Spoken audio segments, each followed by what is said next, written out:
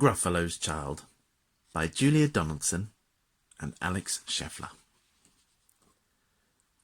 The Gruffalos said that no Gruffalo should ever set foot in the deep dark wood.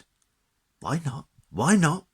Because if you do, the big bad mouse will be after you. I met him once, said the Gruffalo. I met him a long, long time ago. What does he look like? Tell us, Dad. Is he terribly big and terribly bad? I can't quite remember, the Gruffalo said. Then he thought for a minute and scratched his head. The big bad mouse is terribly strong, and his scaly tail is terribly long. His eyes are like pools of terrible fire, and his terrible whiskers are tougher than wire. One snowy night, when the Gruffalo snored, the Gruffalo's child was feeling bored. The Gruffalo's child was feeling brave, so she tiptoed out of the Gruffalo cave. The snow fell fast, and the wind blew wild. Into the wood went the Gruffalo's child. Aha! Aho! A trail in the snow. Whose is this trail, and where does it go? A tail poked out of a log pile house. Could this be the tail of the big bad mouse? Out slid the creature, his eyes were small, and he didn't have whiskers, no, none at all. You're not the mouse. Not I, said the snake. He's down by the lake, eating Gruffalo cake.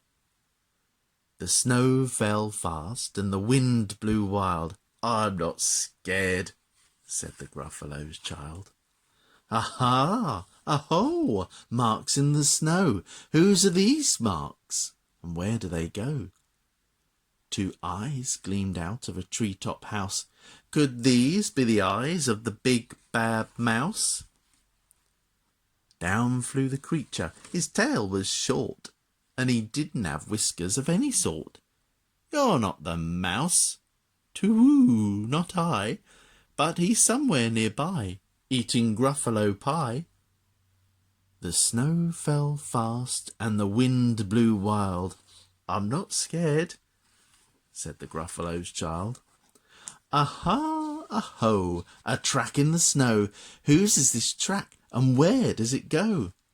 Whiskers at last, and an underground house. Could this be the home of the big bad mouse? Out slunk the creature. His eyes weren't fiery, his tail wasn't scaly, his whiskers weren't wiry. You're not the mouse. Oh no, not me.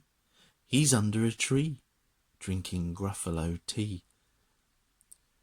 It's all a trick, said the Gruffalo's child, as she sat on a stump where the snow lay piled. I don't believe in the big bad mouse. But here comes a little one out of his house. Not big, not bad, but a mouse at least. You'll taste good as a midnight feast. Wait, said the mouse, before you eat. There's a friend of mine you ought to meet. If you'll let me, I'll hop onto a hazel twig. I'll beckon my friend, so bad and big. The Gruffalo's child unclenched her fists. The big bad mouse, so he does exist. The mouse hopped into the hazel tree. He beckoned, then said, just wait and see. Out came the moon. It was bright and round. A terrible shadow fell on the ground. Who is this creature so big, bad and strong? His tail and his whiskers are terribly long. His ears are enormous, and over his shoulder he carries a nut as big as a boulder. The big bad mouse, yelled the Gruffalo's child. The mouse jumped down from the twig and smiled. Aha, aho, prints in the snow. Whose are these footprints, and where do they go? The footprints led to the Gruffalo's cave, where the Gruffalo's child was a bit less brave. The Gruffalo's child was a bit less bored. And the Gruffalo snored and snored and snored.